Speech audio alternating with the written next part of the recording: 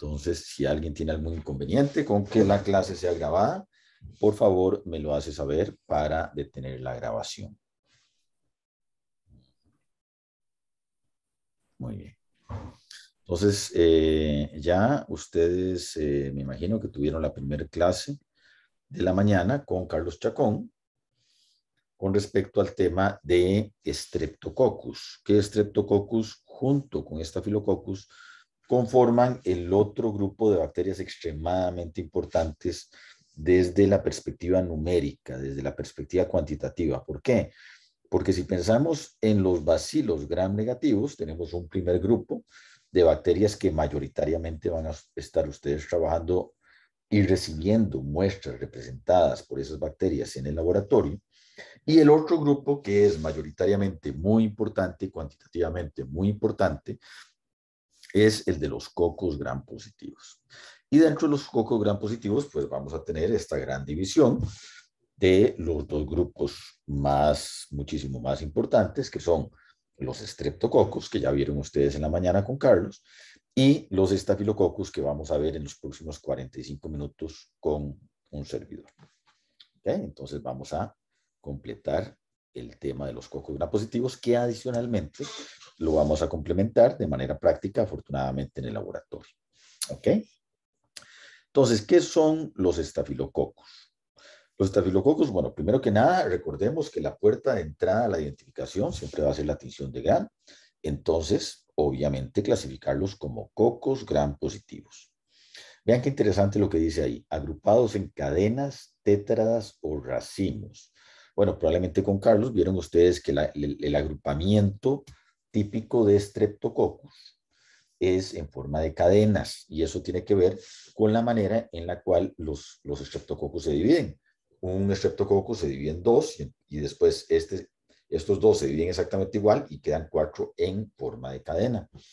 Los Staphylococcus, que de hecho Staphy significa racimo, los estafilococos primero se dividen 2 así y después estos 2 que se generan se dividen en este plano. Entonces quedan 4.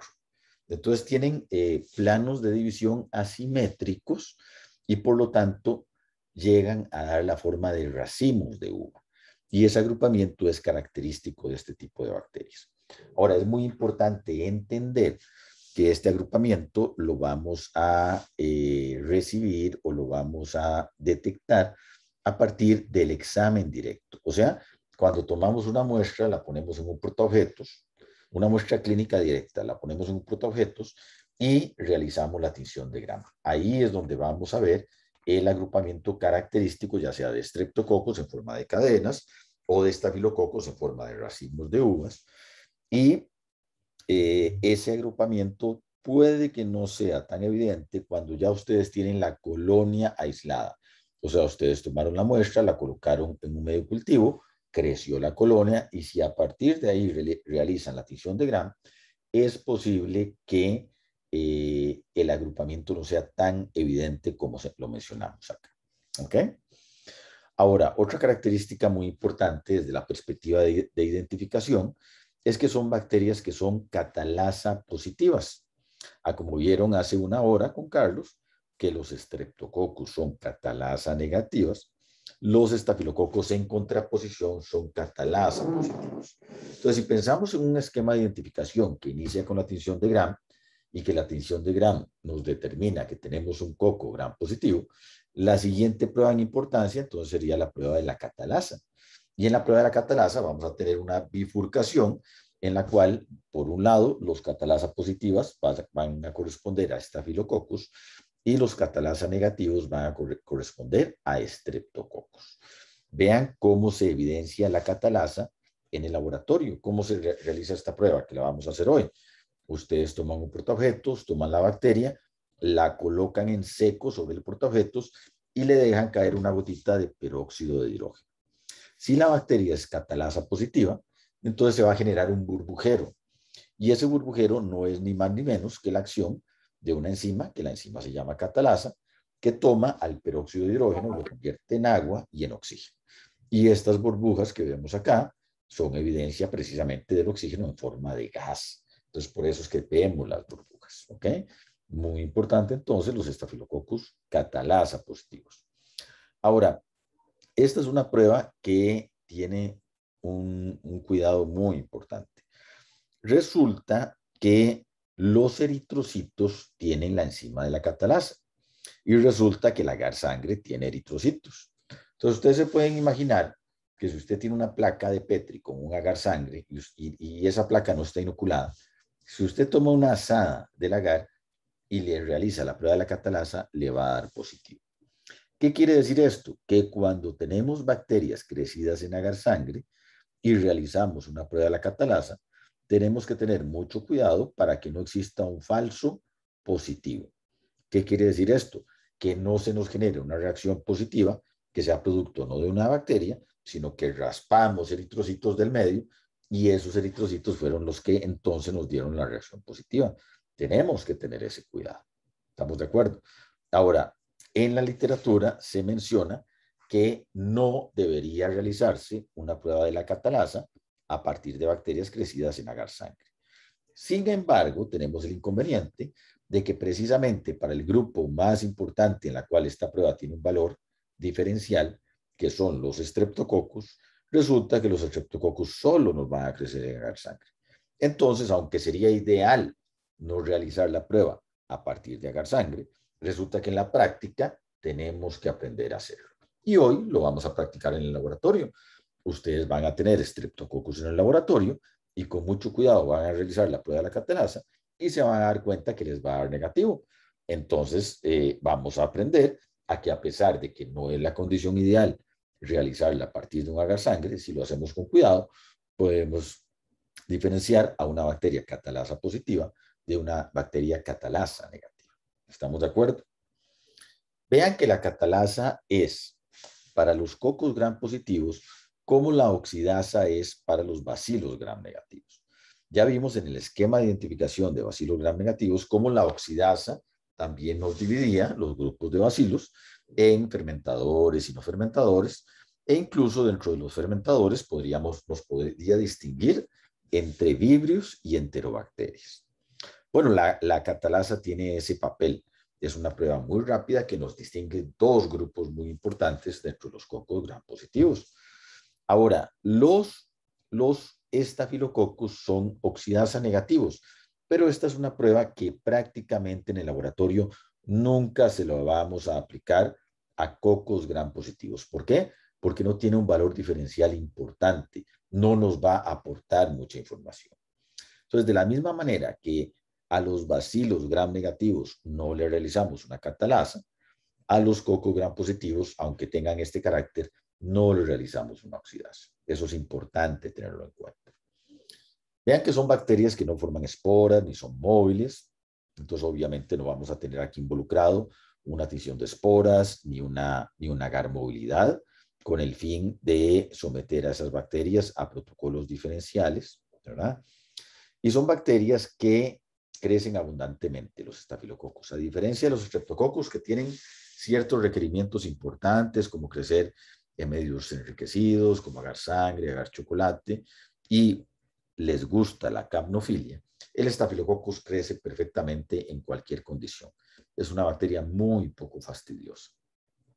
Es una bacteria que está muy distribuida en la flora normal de piel y mucosas de mamíferos. Incluso ustedes, probablemente del grupo que tenemos aquí conectados, 18, probablemente unos 6 o 7, tengan estafilococos como parte de su flora normal.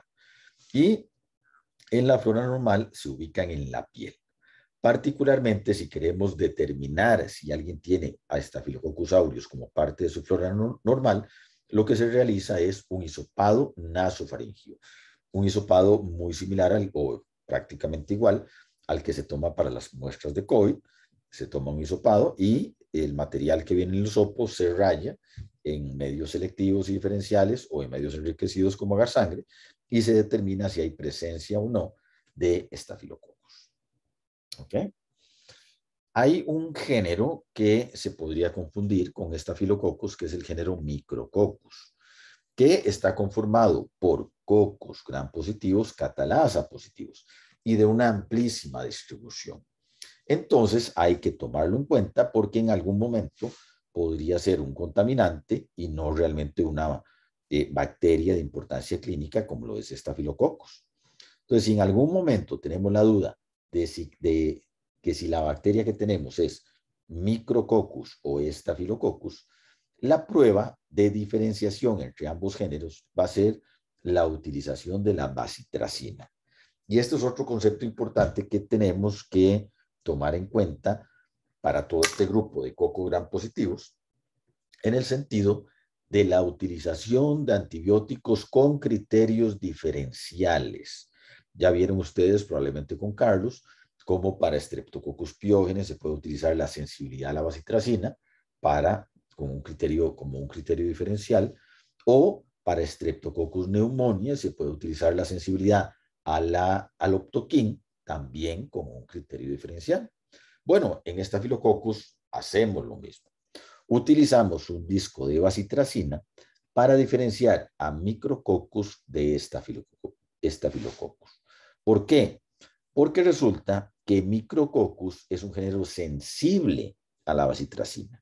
Entonces, si ustedes rayan la bacteria abundantemente en un agar sangre y colocan un disco de bacitracina, la bacitracina va a difundir en el medio y si se trata de un Micrococcus, se va a generar un halo de inhibición, demostrándonos que es sensible y por lo tanto este coco gram positivo, catalasa positivo, sería un Micrococcus. Si por el contrario, a la hora de colocar el disco de bacitracina, la bacteria crece en toda la superficie y no se genera el halo, entonces resultaría que esa bacteria es resistente porque no hay halo. Y por lo tanto, ese coco gram positivo, catalasa positivo, correspondería a Staphylococcus. Entonces, aquí tenemos el valor de una prueba de antibióticos con criterio diferencial. Ok. Otro medio extremadamente importante para la diferenciación y el aislamiento de Staphylococcus es el medio manitol-sal. ¿Por qué el medio manitol-sal? Bueno, es un medio específicamente diseñado para Staphylococcus, en el cual el componente selectivo es una alta concentración de cloruro de sodio, o sea, una alta concentración de sal. De tal manera que en el medio, si tenemos algún tipo de crecimiento, tenemos una muy alta probabilidad de que se trate de un coco gram positivo, precisamente del grupo de los Staphylococcus. ¿Ok? Entonces, el componente selectivo nos favorece el crecimiento casi que exclusivamente de Staphylococcus en ese medio. Y el medio tiene incorporado en su composición un carbohidrato que se llama manitol, que nos permite diferenciar entre diferentes tipos de Staphylococcus. ¿De qué manera? De acuerdo al cambio en la coloración del medio, tal y como lo hemos visto para otros medios selectivos y diferenciales. Entonces, cuando la bacteria nos crece, probablemente sea un Staphylococcus. Y si la bacteria vira el color original del medio, que es como morado, véanlo acá, si ese color vira a color amarillo, eso nos dice que la bacteria pudo utilizar el manitol, es una bacteria manitol positiva y puede pertenecer a ciertas especies del género Staphylococcus. Por ejemplo, Staphylococcus aureus.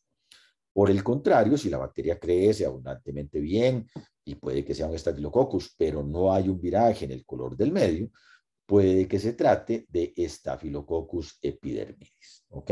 Entonces vean la utilidad de este medio, el medio manitol-sal, que nuevamente lo vamos a utilizar hoy en el laboratorio, y ahí van a detectar cómo este medio realmente es para Staphylococcus, no para cocos gram positivos, porque van a hacer el experimento de rayar Streptococcus y ninguno les va a crecer. ¿Ok? Entonces es un medio selectivo, no para cocos gram positivos, sino para Staphylococcus. Vean que algunas cepas de Staphylococcus pueden producir un halo de hemólisis, pero la hemólisis en Staphylococcus no va a tener un valor diferencial, como si lo tiene en el grupo de los Streptococcus. Ya vieron ustedes que podemos tener Streptococcus alfa hemolíticos, beta hemolíticos o no hemolíticos. Y el hecho de que presenten una u otra o no hemólisis nos va a decir de cuál tipo de Streptococcus se puede tratar. En el caso de Staphylococcus no nos va a dar mucha información. ¿Por qué? Porque de todos los individuos de una especie, algunos pueden tener hemolicinas y por lo tanto ser hemolíticos y otros puede que no lo tengan. Entonces, como es una característica variable, no nos va a dar mucha información del género o de la especie. Una prueba que sí va a ser muy importante dentro del género va a ser la prueba de la coagulasa. La prueba de la coagulasa. Para esta prueba, como su nombre lo indica, es una prueba que determina coagulación. Y ustedes se pueden imaginar que si uno quiere determinar coagulación, pues la materia prima que tenemos que utilizar es sangre. Si uno toma sangre, la coloca en un tubo y uno deja que ese tubo está vacío, uno deja que la sangre coagule y uno centrifuga, uno va a obtener un líquido amarillo transparente que recibe el nombre de suero.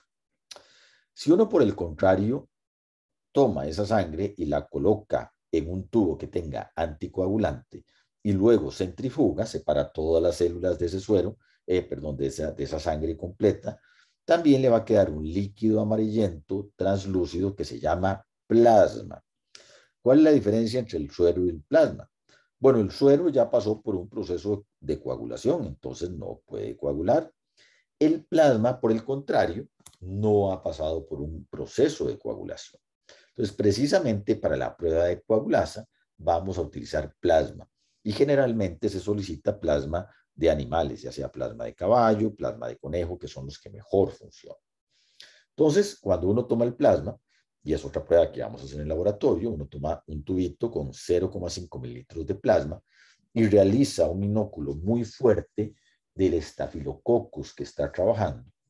Resulta que si ese Staphylococcus es coagulasa positivo, entonces ese plasma con el paso del tiempo se nos va a solidificar, va a agarrar, va a tomar una consistencia como de gelatina, va a ser un sólido, de tal manera que si ustedes inclinan el tubo, van a ver una pelota, un coágulo que se mueve de un lado para otro. Por el contrario, si la bacteria es coagulasa negativa, entonces el plasma simplemente va a permanecer líquido. Esta es una prueba muy importante, de mucha relevancia, para distinguir los estafilococos, las diferentes especies dentro del género Staphylococcus. Particularmente una que por mucho es la especie clínicamente más importante, Staphylococcus aureus. Esta especie, Staphylococcus aureus, es coagulasa positiva. Y resulta que de las especies de Staphylococcus aureus que producen infecciones en seres humanos, prácticamente la única que es coagulasa positiva es Staphylococcus aureus. ¿Qué quiere decir esto? Que si ustedes tienen, a partir de una muestra clínica humana, tienen un aislamiento de una bacteria que es un coco, gram positivo, catalasa positivo, coagulasa positivo, casi que le pueden poner la firma de que se trata de Staphylococcus aureus. Si se tratase de una muestra clínica veterinaria de origen animal, ahí sí vamos a tener otras especies, además de Staphylococcus aureus, que son coagulasa positivos. Pero si la muestra es de origen humano, esta prueba tiene un valor enorme. ¿Por qué? Porque nos habla de que probablemente estamos hablando de Staphylococcus aureus. La prueba de la coagulasa la podemos realizar en tubo, como les acabo de mencionar, y ahí esa prueba mide o determina la presencia de una enzima de 64 kilodaltons que genera esta reacción, o alternativamente se puede hacer la prueba de la coagulasa en lámina, que si bien no determina el mismo factor, hay una gran correlación entre las dos pruebas. ¿Qué quiere decir esto? Que casi todos los individuos de la especie que dan la coagulasa en tubo positiva, dan la coagulasa en lámina positiva. Y vean que esta prueba es mucho más sencilla. ¿Cómo la realizan? Toman un portaobjetos, colocan una gota de plasma, realizan una suspensión muy fuerte de la bacteria incógnita que están trabajando, y si esa bacteria aglutina, estamos hablando de Staphylococcus aureus. Si esa bacteria no aglutina, estamos hablando de que probablemente no sea Staphylococcus aureus, probablemente sea una bacteria coagulasa negativa. ¿Ok? Entonces vean que la coagulasa viene en estos dos formatos de pruebas. Nada más recordemos que mide cosas diferentes. A pesar de que hay una buena correlación, el factor molecular que determina es diferente. Muy bien. Entonces vean que la coagulasa pues, nos va a dividir a las especies del género en las coagulasa positivas. Bueno, aquí todas estas son coagulasa positivas. Vean cómo tenemos especies como Staphylococcus siccus, Staphylococcus intermedios, que son coagulasa positivas, y estas especies precisamente también son de importancia veterinaria. ¿Ok? Ahora, Staphylococcus, vamos a hablar ahora ya particularmente de Staphylococcus aureus. Staphylococcus aureus, que es la especie clínicamente más importante del género, es realmente un tanque de batalla. Es una bomba de factores de virulencia. Vean que es una bacteria que tiene una gran cantidad de enzimas extracelulares. Algunas que ya hemos mencionado. Tiene enzimas como la catalasa, que le sirve para protegerse de elementos del sistema inmunológico que atacan a las bacterias. Tiene la enzima coagulasa, que ya la determinamos. Y vean todas estas enzimas que tienen acá, todas terminadas en asa. Estafiloquinasa, termonucleasa, lipasas, proteasas y aluronidasas. ¿Qué es el ácido hialurónico? El ácido hialurónico es componente de la matriz extracelular que está debajo de la piel. ¿Qué son proteasas? Son enzimas que degradan proteínas. ¿Qué son lipasas? Son enzimas que degradan lípidos. ¿Qué son termonucleasas? Son enzimas que degradan ácidos nucleicos.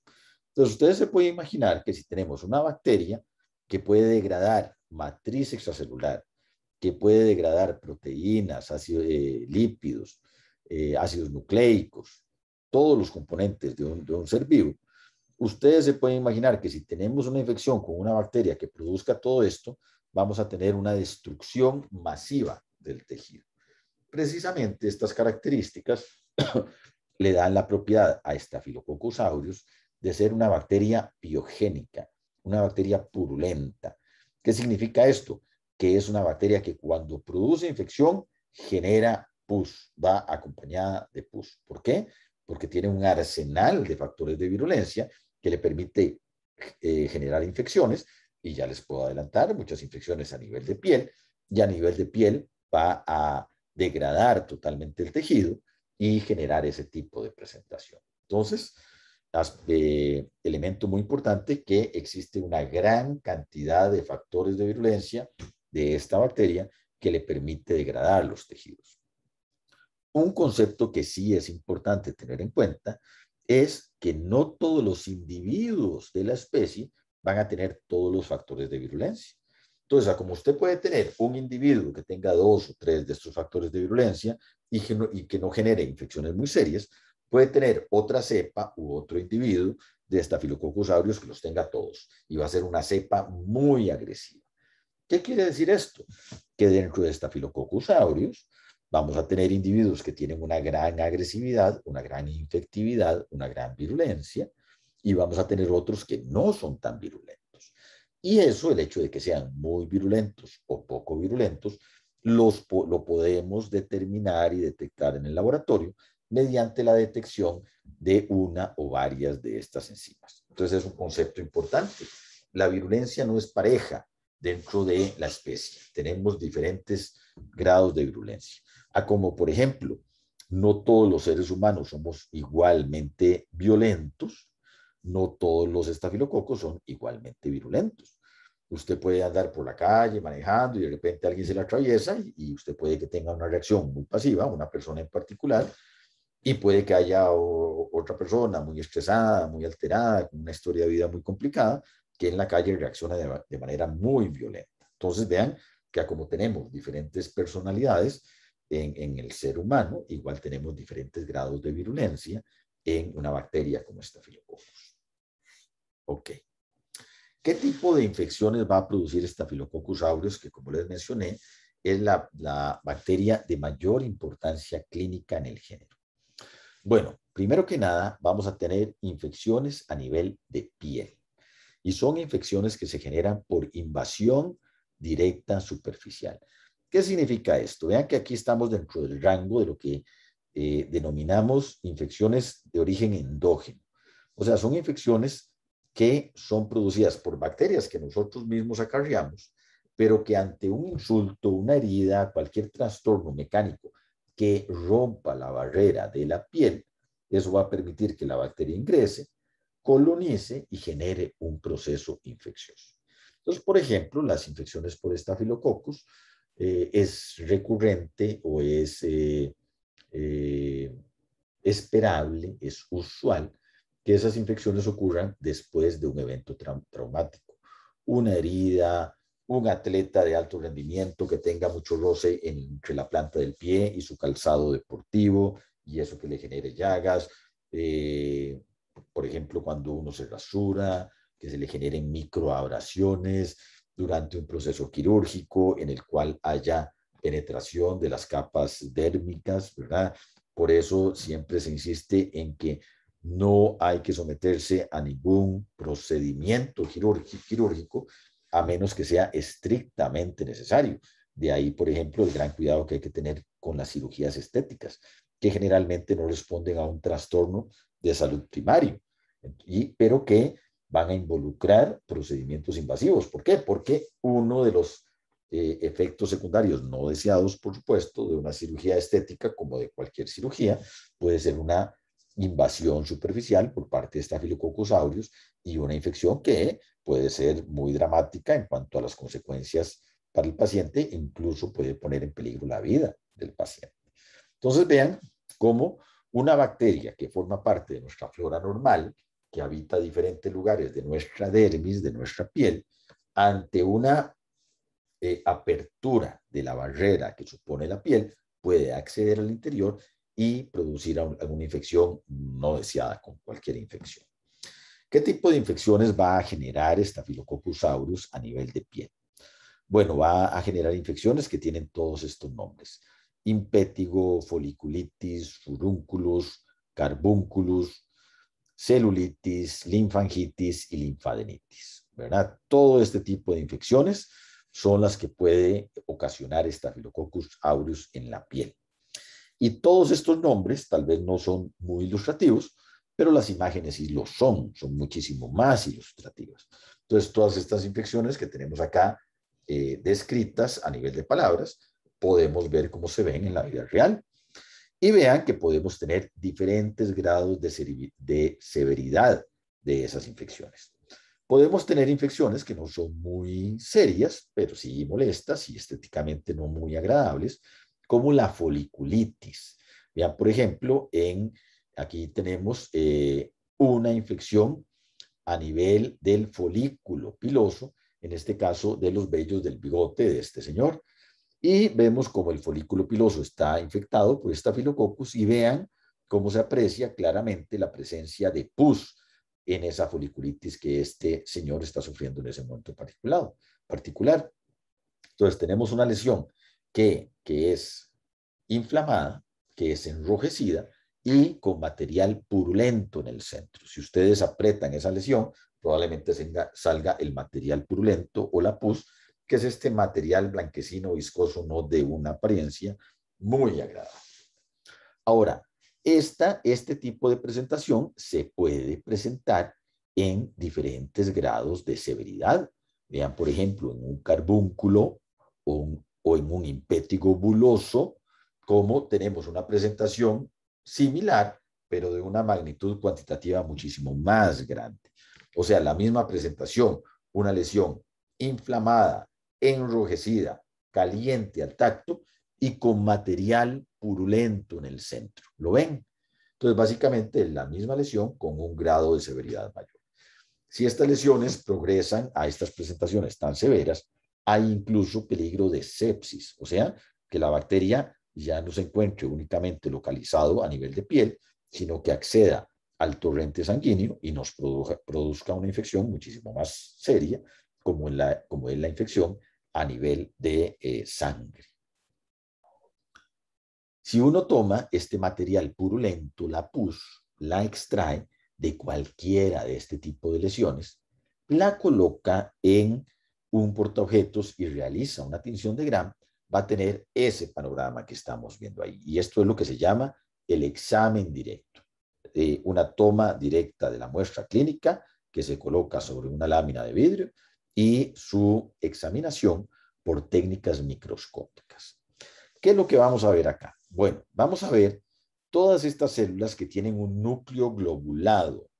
¿Lo ven? No es un núcleo redondo como la mayoría de las células que podemos encontrar en nuestro organismo, sino que son células de nuestro sistema inmunológico que se encuentran en ese material purulento porque han sido reclutadas por la bacteria.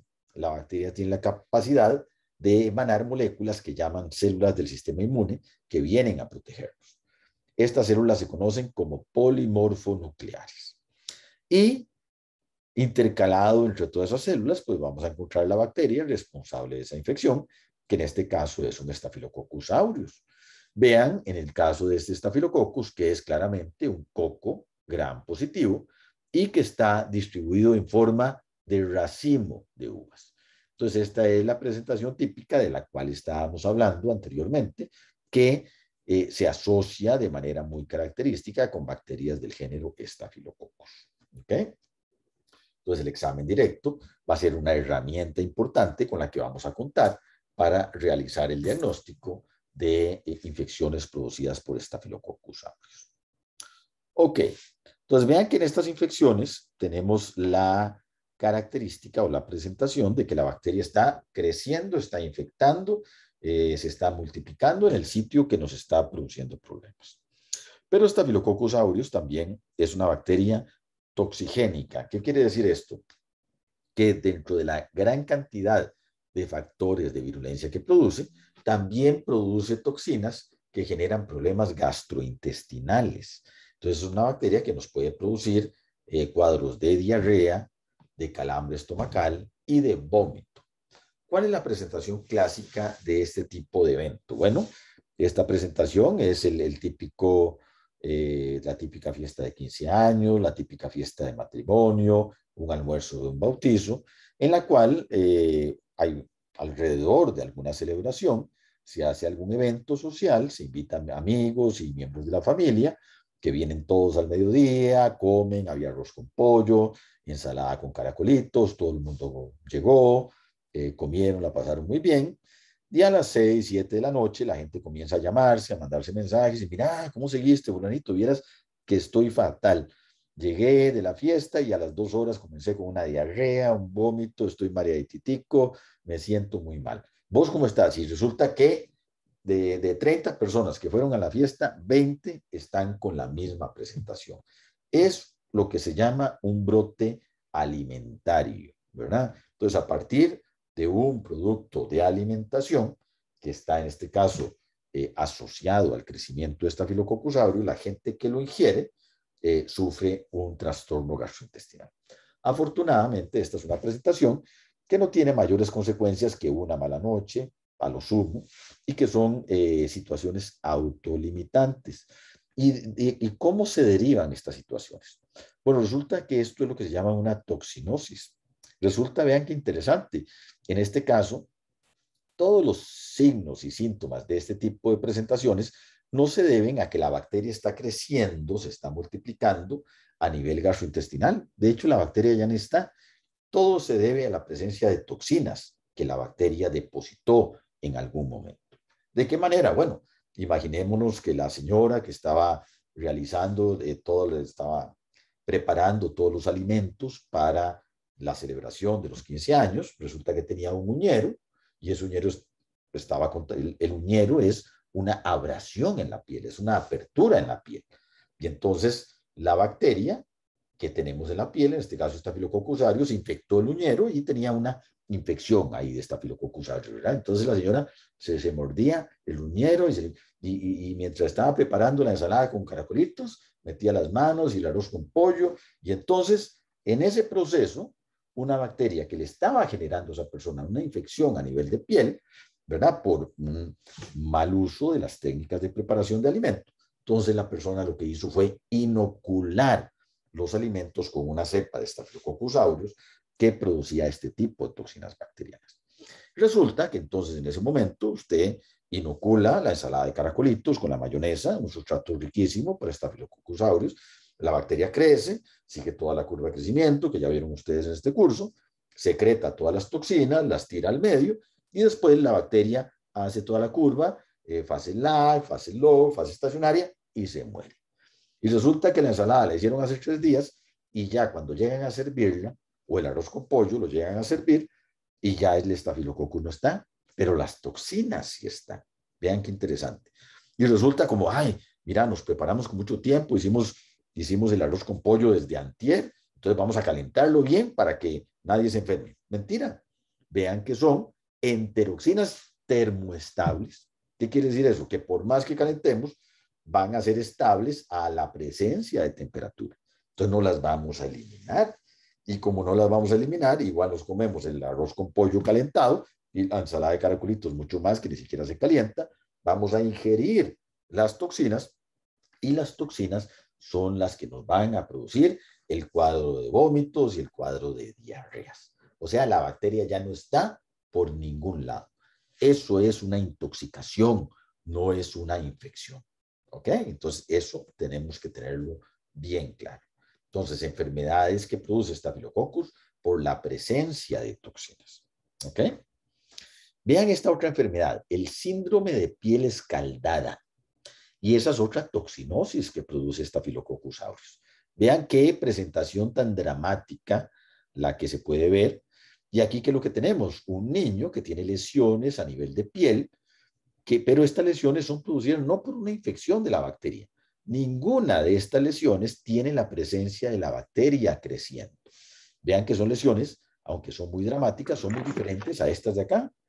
Vean que estas lesiones son lesiones secas, son lesiones planas, no tienen inflamación, no tienen pus. ¿Qué es lo que sucede? Este niño, por ejemplo, que tiene esta presentación, el síndrome de piel escaldada, probablemente tiene alguna zona anatómica donde la bacteria está creciendo, muchas veces ni siquiera se detecta, pero como el niño es tan pequeño, no tiene la capacidad de deshacerse por vía renal de la toxina que genera la bacteria.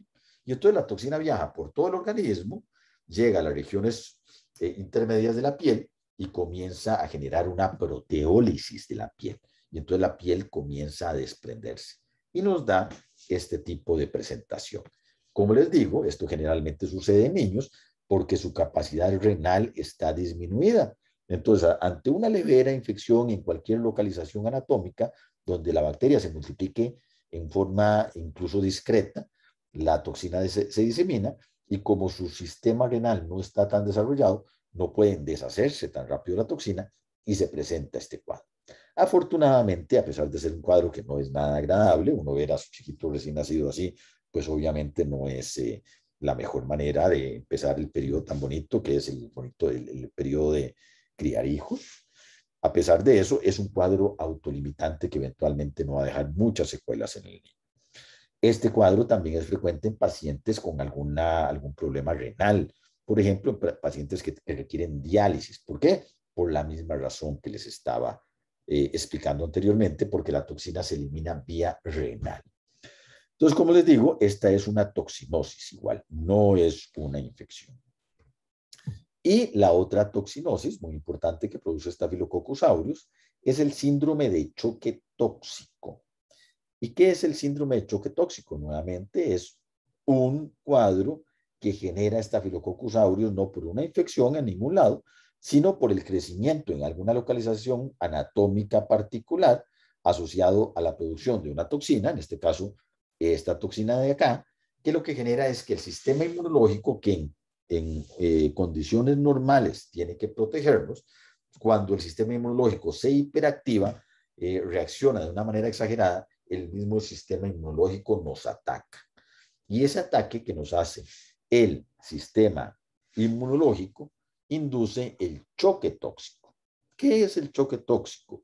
Bueno, ese es un problema clínicamente muy complejo, pero para resumirlo a lo esencial, tenemos que entender que es un síndrome en el cual los vasos capilares que nos llevan la sangre a todos los sitios anatómicos, a todas las células de nuestro cuerpo, ustedes saben que la sangre le lleva nutrientes y oxígeno a todas las células y además remueve CO2 y componentes de desechos de las células. Y toda esa sangre que llega y sale de todas las células de todo el cuerpo, llega a través de vasos capilares. Durante la hiperactivación del sistema inmune, producto de un síndrome de choque tóxico, lo que sucede es que esos vasos capilares se les hacen huecos. Entonces, todos los vasitos, todas las mangueras, toda la tubería que tiene que llevar sangre a todas las células y tejidos de nuestro organismo, si tiene huecos, ustedes se pueden imaginar que la sangre se sale. Entonces, el paciente que está en síndrome de choque tóxico tiene edema, porque la sangre no circula por donde tiene que circular, sino que se sale a los tejidos. Ahora, ustedes se pueden imaginar que si toda la tubería tiene huecos, entonces la sangre no va a poder llegar a donde tiene que llegar. Hay una caída súbita de la presión, característico del choque tóxico. Entonces, hay caída de la presión, la sangre se sale y entonces la sangre no llega a los sitios que tiene que llegar. Y si la sangre no llega al cerebro, el cerebro sufre y eventualmente se muere. Si la sangre no llega a riñones, los riñones se mueren. Si la sangre no llega a hígado, el hígado se muere. Si no llega a pulmones, los pulmones se mueren. Entonces, cuando el cuadro se complica mucho, el paciente puede entrar en lo que se conoce como fallo orgánico múltiple. O sea, todos los órganos colapsan al unísono y el paciente obviamente entra en grave peligro por su vida y eventualmente puede incluso, obviamente, hasta fallecer. Entonces, vean que estamos hablando de un cuadro muy serio. ¿Cuándo se detectó este cuadro por primera vez? Bueno, vean qué curioso. Estuvo asociado a un cambio sociocultural que se presentó en los años 70 en Estados Unidos. Los años 70 fueron décadas muy importantes en los movimientos de liberación femenina, asociados a, obviamente, un montón de coyunturas socioculturales de la época, en la cual obviamente había mucha represión contra las mujeres. Y en ese momento el movimiento de liberación femenina tomó mucho auge.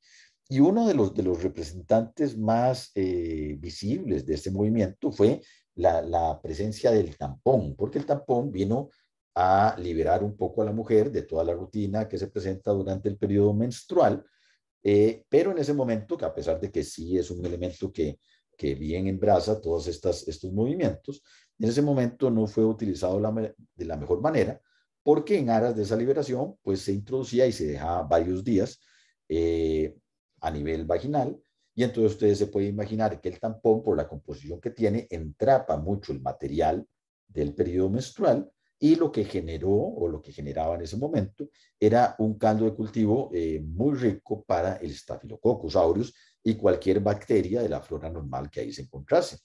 Pero ustedes se pueden imaginar que si había un Staphylococcus aureus que produce este tipo de toxina, encuentra ese sustrato para crecer abundantemente, crece en esa localización anatómica y comienza a secretar la toxina se distribuye a nivel sistémico y se comienza a presentar este cuadro. Bueno, resulta que en los años 70, asociado a este uso que pues, obviamente en ese momento no se sabía que era un mal uso, pero ahora lo tenemos claro, este uso indebido de el tampón por muchos días, empiezan a aparecer mujeres jóvenes, inmunocompetentes, con este cuadro tan serio. Bueno, resulta que ese cuadro tan serio se debía a cepas de Staphylococcus aureus. Nuevamente una toxinosis. ¿Por qué? Porque a pesar de que tenemos multiplicación activa de la bacteria en una zona en particular, no es ahí donde se produce el problema. El problema se produce a nivel sistémico en todo el organismo por la diseminación de la toxina. ¿Ok? Muy bien. Eso es en cuanto a la presentación clínica de Staphylococcus aureus. Las otras bacterias, las otras dos especies importantes del género son Staphylococcus epidermidis y Staphylococcus saprophyticus. Staphylococcus epidermidis es una bacteria que, como su nombre lo dice, epidermis viene de piel, es otra bacteria muy importante a nivel de flora normal de la piel. Y durante muchas décadas, cualquier aislamiento de Staphylococcus epidermidis de una muestra clínica se tomó como una contaminación. Pero con la mejora de los tratamientos clínicos que involucran muchos procedimientos muy invasivos, como es tomar un paciente, intubarlo, ponerle un montón de catéteres y todo esto con el fin último, obviamente, de prolongar su vida y de tratar de que la calidad de vida mejore. Pues eso es un abordaje médico agresivo, pero con un propósito benéfico. Pero obviamente todos estos procedimientos lo que realizan es romper un montón de barreras del sistema inmunológico. Ustedes se pueden imaginar que a nivel de la orofaringe tenemos un montón de mecanismos como la tos, como secreciones, que nos protegen de los patógenos. Y si tomamos un paciente y lo intubamos, nos brincamos el reflejo de la tos, nos brincamos la protección de los fluidos que tenemos a nivel de la orofaringe. Entonces, obviamente, este procedimiento, una cateterización, introducir catéteres para alimentar a un paciente, para que el paciente pueda evacuar, por ejemplo, la orina. Todo este tipo de intervenciones rompen las barreras de la piel y también generan susceptibilidades en el paciente. Entonces, bacterias como Staphylococcus epidermidis en las últimas décadas han tomado una importancia muy relevante porque además esta bacteria le encanta generar biopelículas y son biopelículas que se generan en superficies plásticas como la de los catéteres. Entonces se puede imaginar que un paciente que está intervenido, que tiene sus barreras de protección alteradas y además le damos una superficie plástica para que la bacteria crezca, entonces la bacteria puede producir problemas en ese tipo de pacientes. Entonces, cuando tenemos una muestra urinaria o una muestra respiratoria o una muestra de sangre a partir de un paciente que tiene esta condición, que está hospitalizado, que está altamente intervenido, que tiene alguna enfermedad crónica, que está inmunosupreso, y si a partir de esas muestras clínicas aislamos Staphylococcus epidermidis, obviamente tenemos que pensar en la posibilidad de que Staphylococcus epidermidis sea el responsable de esa infección que estamos viendo. Staphylococcus epidermidis es entonces lo que conocemos como un patógeno nosocomial, un patógeno hospitalario, un patógeno que va a afectar a este perfil de pacientes. ¿Ok? Y la otra bacteria importante del género es Staphylococcus saprophyticus, que esta bacteria se caracteriza por producir infecciones a nivel de tracto urinario. ¿Por qué? Porque es una bacteria que tiene mecanismos para pegarse muy fuertemente a las células del tracto urinario. Entonces, es una bacteria que si se detecta incluso en conteos bajos, recordemos que cuando vamos a realizar un diagnóstico de una orina, un urocultivo, es importante cuantificar para ver cuántas bacterias hay. Y si tenemos arriba de 1 por 10 a la 5, decimos que hay infección. Y si estamos abajo, decimos que no hay infección. En el caso de Staphylococcus saprophyticus, aunque salgamos debajo del umbral de 1 por 10 a la 5, es una bacteria que tenemos que reportar. ¿Por qué? Porque es una bacteria que produce infecciones con recuentos bajos significativos. Eso es importante. Una prueba muy interesante que vamos a hacer en el laboratorio y que caracteriza a esta bacteria es que es una bacteria que es resistente a un antibiótico que se llama novobiosina. Y es una prueba muy importante para distinguir Staphylococcus saprophyticus de los otros Staphylococcus del género. ¿Ok? Entonces aquí más o menos está el esquema de identificación que vamos a trabajar hoy en el laboratorio. Y para terminar, nada más mencionarles que el problema de resistencia a los antibióticos es importante en todas las bacterias y Staphylococcus aureus es una de ellas, en la cual es muy importante. Vean que esta bacteria, Staphylococcus aureus, fue una de las primeras razones por las cuales se introdujeron los antibióticos. Vean que el primer antibiótico de uso comercial se introdujo en 1942, que fue la penicilina. En 1942 había un evento histórico muy importante, que era la Segunda Guerra Mundial, y en la Segunda Guerra Mundial murió tanta gente por el asalto directo, por las heridas de bala, por las bombas, por las granadas que explotaban, murió tanta gente directamente por eso, como por infecciones secundarias producidas por Staphylococcus aureus, generadas por las heridas abiertas que quedaban por todos estos eventos traumáticos. Entonces, ustedes se pueden imaginar que un soldado que tenía múltiples heridas, pero no fallecía, tenía un montón de entradas susceptibles en su piel a ser infectadas por Staphylococcus aureus. Y eventualmente muchos de esos soldados fallecieron por infecciones por Staphylococcus aureus. Por eso la guerra, siempre se ha dicho, que es un elemento que acelera los avances tecnológicos, no de manera muy agradable, pero ni modo, así lo hace. Y uno de esos avances fue la introducción de los antibióticos. Y el primero de ellos, la penicilina. Y vean que en 1942 se introduce la penicilina y ya en 1944 empiezan a aparecer cepas de Staphylococcus aureus resistentes a la penicilina por la producción de beta-lactamasas. Y tan exitosa fue esa estrategia que hoy en día no encontramos ni un individuo Staphylococcus aureus que sea resistente a la penicilina. O sea que fue una resistencia que se diseminó entre todos los Staphylococcus aureus. ¿Ok? Entonces, en 1960, la industria farmacéutica responde generando penicilinas semisintéticas como la meticilina, resistentes a las beta-lactamasas. ¿Por qué? Porque estos Staphylococcus aureus se hicieron resistentes a la penicilina porque produjeron enzimas que se llaman beta-lactamasas que atacaban a la penicilina. Entonces, la industria farmacéutica responde con las meticilinas que son resistentes a las beta-lactamasas, que no son degradadas por las beta-lactamasas, y ya en 1961, un año después, aparecen cepas de Staphylococcus aureus ya resistentes a la meticilina. ¿Ok?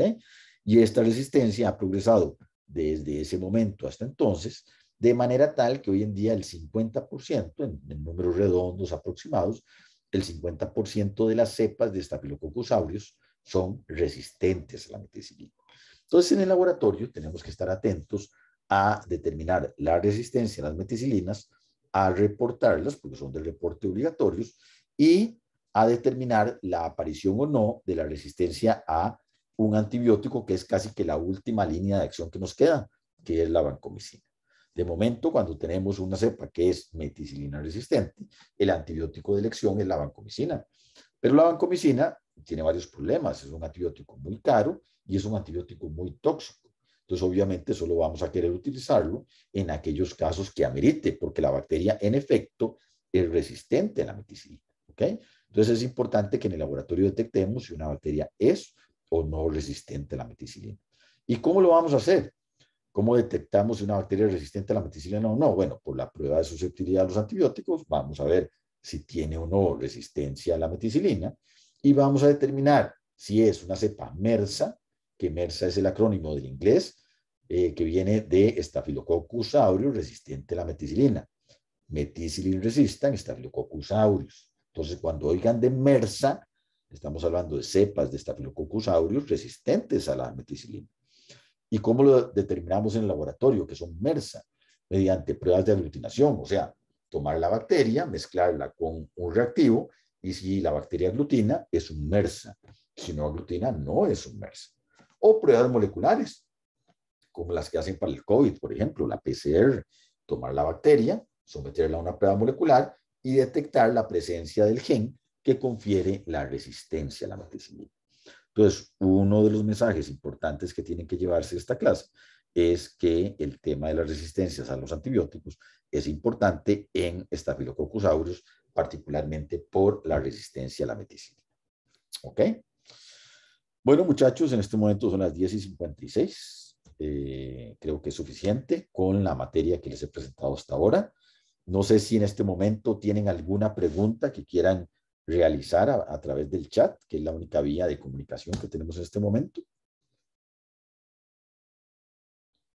Bueno, si no tienen preguntas, en este momento recuerden que a la 1 de la tarde ya vamos a estar en el laboratorio, entonces pueden pasar al laboratorio 110, que es en el que yo me encuentro, y evacuamos la pregunta de forma presencial. De la misma manera, como siempre, estamos atentos a cualquier inquietud y cualquier duda que tengan a lo largo de todo el semestre. ¿Ok? Entonces voy a asumir que no hay preguntas en este momento y les agradezco mucho por la presencia y voy a dejar de grabar y voy a finalizar la presentación. Nos vemos dentro de un par de horas, muchachos. Muchas gracias por la paciencia. Hasta luego. Muchas gracias por los mensajes en el chat. Gracias.